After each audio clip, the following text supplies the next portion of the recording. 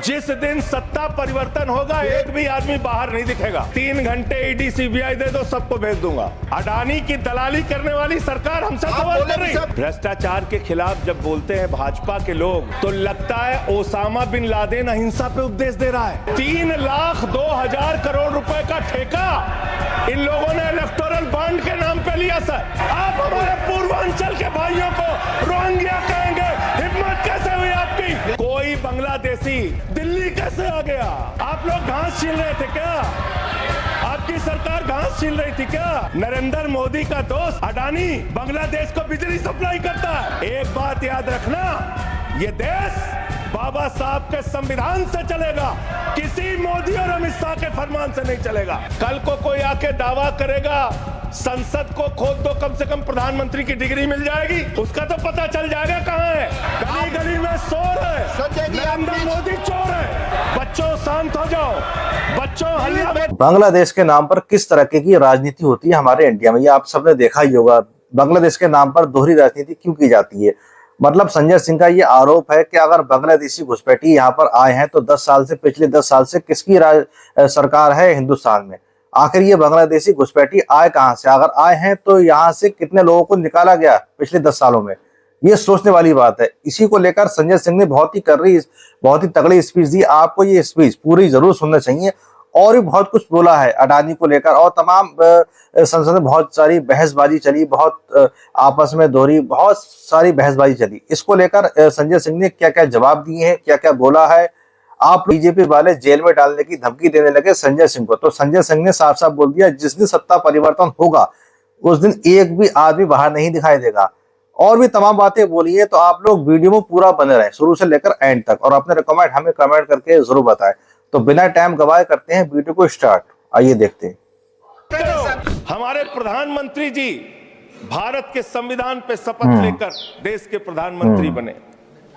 यहां पे बैठे हुए सांसद संविधान की शपथ लेते हैं, मंत्री संविधान की शपथ लेते हैं, लेकिन संविधान में लिखी हुई बातों को नहीं मानते। धर्मनिरपेक्षता से इनको मतलब नहीं है। हमको अगर दर्शन करना होता है मान्यवर, तो हम काशी जाते हैं, महाकाल का दर्शन करने उज्जैन जाते हैं, प्रभु श्री राम का दर्शन करने अयोध्या जाते हैं। लेकिन भाजपाइयों को जब दर्शन करना होता है तो ये मस्जिद में भगवान का दर्शन करने जाते हैं। मस्जिद में भगवान का दर्शन करने जाते हैं। मस्जिद में मंदिर खोज रहे हैं पूरे देश के अंदर। तो इसलिए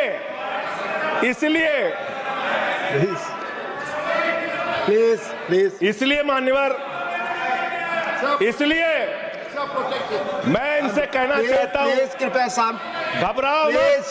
सीट पर चीखना चिल्लाना शुरू कर देते हैं जैसे ही बोलता हूं, चीखना चिल्लाना शुरू। मान्यवर,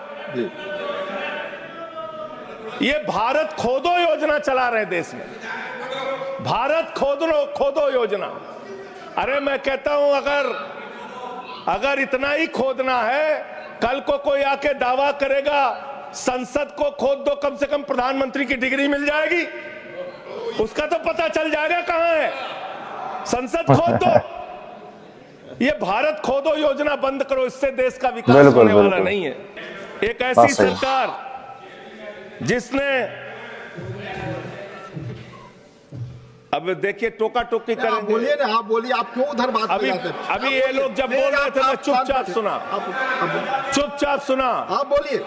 अगर जेल वेल की बात करोगे ना, जिस दिन सत्ता परिवर्तन होगा एक भी आदमी बाहर नहीं दिखेगा। फिर ऐसी बातें मत करो, आपस में बात नहीं। संजय ये जी, धमकी देने की बातें मत करो। संजय जी, आपस में कोई बात नहीं। संजय जी प्लीज, नहीं कोई नहीं, आप लोग आपस में बात कंट्रोल कीजिए सर। सभी लोग आपस में बात, प्लीज आप बैठे रहे, प्लीज। ऐसे धमकी देके काम मत करो। आप विषय पे बोले। अडानी की दलाली करने वाली सरकार हमसे संजय जी जो विषय बोलेंगे, भ्रष्टाचार बोलेंगे, विषय पर बोलिए प्लीज, विषय पर बोलिए प्लीज। अडानी की दलाली करने वाले लोग हमसे सवाल करेंगे। मुझे लगता है कि संजय जी अपना आपा खो गए हैं और उन्होंने अपनी शब्दावली को ध्यान में रखना चाहिए। और ये जो उन्होंने शब्द वाक्य इस्तेमाल किया ये एक्सपंज होना चाहिए। प्लीज आप बोलो, प्लीज प्लीज प्लीज बस सर दिल्ली में प्लीज जेल 3 घंटे ईडी सीबीआई दे दो, सबको भेज दूंगा। चलो दे दो ईडी संजय सीबीआई। जी, आप बोलते हैं, प्रमोट करते हैं, आप सबको इसे पर भेज बोलिए, दूंगा ये सब चीजें नहीं जाएंगी, ये सब चीजें नहीं जाएंगी रिकॉर्ड पे। प्लीज वो बोल रहे हैं जेल क्यों आपस गए? में बात न करें, आप बोले संविधान पर, नहीं, आप प्रोग्राम आप को आपस में बात न करें प्लीज। प्लीज आप इस तरह टिप्पणी नहीं कर सकते माननीय सदस्यों पर, वो चीजें रिकॉर्ड में नहीं जाएंगी। इस तरह की टिप्पणी सदस्यों पर एक दूसरे पर करना, प्लीज आप विषय पर बोले। सर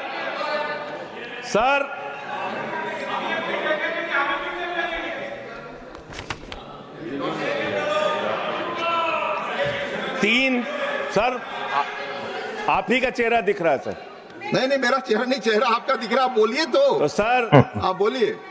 ये लोग भ्रष्टाचार के खिलाफ जब बोलते हैं, भ्रष्टाचार के खिलाफ जब बोलते हैं भाजपा के लोग, तो लगता है ओसामा बिन लादेन अहिंसा पे उपदेश दे रहा है।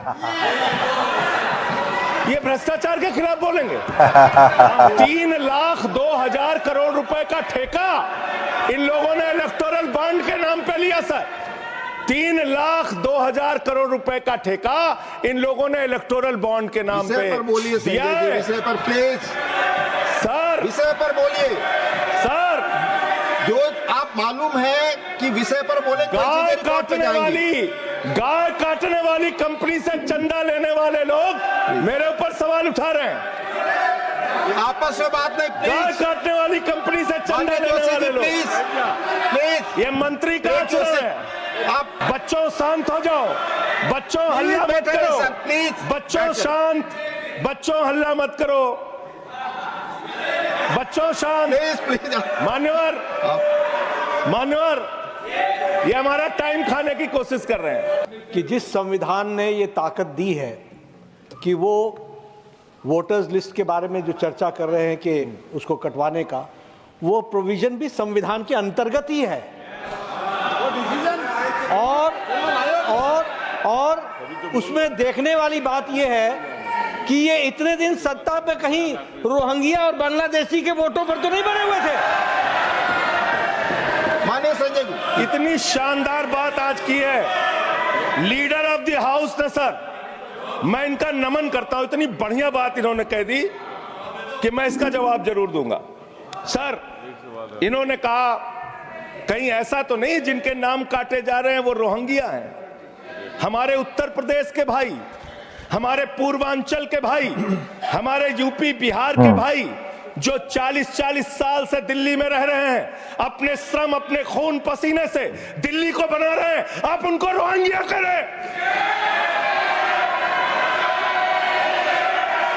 आप उनको रोहिंग्या करें। हिम्मत कैसे हुई आपकी? हिम्मत कैसे हुई आपकी?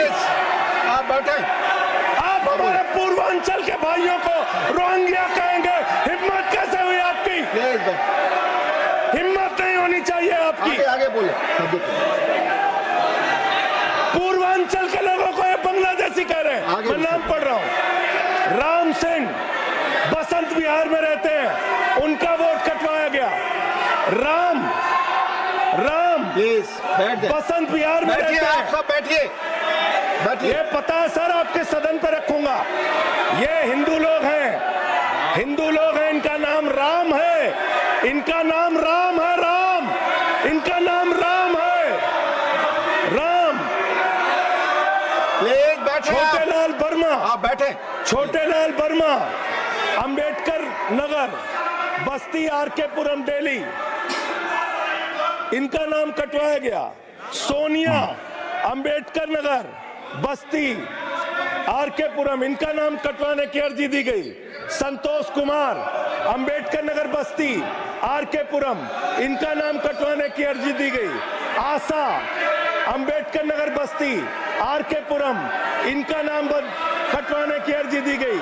गीता, हरकेश, सुशील कुमार, नरेंद्र, सुमन, ये सारे नाम लेके आया हूं। ये हमारे यूपी के, बिहार के, ये दिल्ली में रहने वाले 40-40 साल पुराने रहने वाले लोग हैं। ये बांग्लादेशी नहीं है, ये रोहिंग्या नहीं है। और बांग्लादेशी घुसपैठिया सर, पिछले 10 साल से हिंदुस्तान में किसकी सरकार है सर? क्या यहाँ पे ट्रंप की सरकार है? क्या ओबामा की सरकार है? यहाँ पे, यहाँ 10 साल से किसकी सरकार है? 10 साल से यहाँ पे महामानव की सरकार है।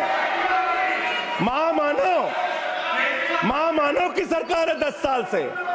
मैं महामानव से पूछना चाहता हूं, नरेंद्र मोदी जी से पूछना चाहता हूं, अमित शाह जी से पूछना चाहता हूं, सीमा की सुरक्षा किसके जिम्मे है? अमित शाह के जिम्मे है। सीमा किससे लगती है? बांग्लादेश की, त्रिपुरा से लगती है, आसाम से लगती है, बंगाल से लगती है। कोई बांग्लादेशी त्रिपुरा से, बंगाल से, आसाम से, झारखंड पार करके, यूपी पार करके, बिहार पार करके दिल्ली कैसे आ गया? आप लोग घास छील रहे थे क्या? आपकी सरकार घास छील रही थी क्या? कैसे आ गए भाई यहाँ पे बांग्लादेशी? और 10 साल में 10 बांग्लादेशी घुसपैठिया दिल्ली से भगाया हो तो उसका नाम बता दो। 10 साल में 10 बांग्लादेशी घुसपैठिया दिल्ली से भगाया हो तो उसका नाम बताओ ना। राजनीति क्यों करते हो? नरेंद्र मोदी का दोस्त अडानी बांग्लादेश को बिजली सप्लाई करता है। आप विषय पर बिजली सप्लाई करता है। प्रधानमंत्री पर आपने भारत की बिजली चोरी करके बांग्लादेशियों का घर रोशन करते हो। संविधान पर बोलिए संजय जी, हमें ज्ञान बता रहे हो, प्लीज हमको ज्ञान बता रहे हो। हजारों करोड़ की बिजली चोरी करके झारखंड की बिजली, सर आप ही आ गए सर, मेरा तो नाम गायब हो जाता हूं मैं सर। झारखंड की बिजली चोरी करके, भारत की बिजली चोरी करके अडानी बांग्लादेश को पहुंचाता है। ये आप ही सब्सिडेट करेंगे, इसको भी करेंगे। हाँ, करें जितना आप बोलेंगे सब हाजिर कर देंगे साहब। आप इस सब्सिडेट करेंगे, इसलिए आप लगा रहे हैं। हाँ एकदम करेंगे। ये दोहरी नीति नहीं चलेगी। आपके लड़के कतर के शेखों के साथ बिजनेस करेंगे, दुबई के शेखों के साथ बिजनेस करेंगे, यहाँ मुसलमानों के खिलाफ हिंसा की बात करोगे। तो दोस्तों उम्मीद करता हूं आपने संजय सिंह का ये पूरा बयान जरूर सुना होगा। आपको क्या लगता है इस पूरी स्पीच को लेकर? आप क्या सोचते हैं? कमेंट बॉक्स में कमेंट करके जरूर बताएं। और साथ ही साथ अगर आपको ये वीडियो पसंद आया तो हमारे चैनल को सब्सक्राइब जरूर करें। और संजय सिंह के लिए आप क्या कहना चाहेंगे? बहुत ही कर रही स्पीच दी, लेकिन संजय सिंह के जब बोल रहे थे तो तमाम लोग, बीजेपी के पक्ष वाले लोग इनके जो है मुखालफत कर रहे थे, इनके जो आवाज दबाने की कोशिश कर रहे थे। तमाम देख रहे हैं आप कितनी आवाजें आ रही थी, कितना चीख रहे थे, चिल्ला रहे थे। लेकिन संजय सिंह का कहना था कि जब ये लोग बोल रहे थे तो मैं बिल्कुल खामोश था। लेकिन अब सच कड़वा होता है, लेकिन सुनने को राजी नहीं है।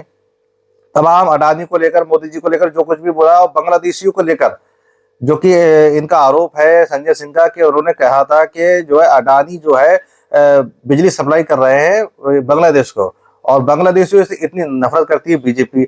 तो इस पे दोहरी राजनीति नहीं होनी चाहिए। इसको लेकर आप क्या सोचते हैं? कमेंट बॉक्स में कमेंट करके जरूर बताएं। और साथ ही साथ इस वीडियो को ज्यादा से ज्यादा शेयर करें ताकि ये वाली इन्फॉर्मेशन लोगों तक पहुंच सके।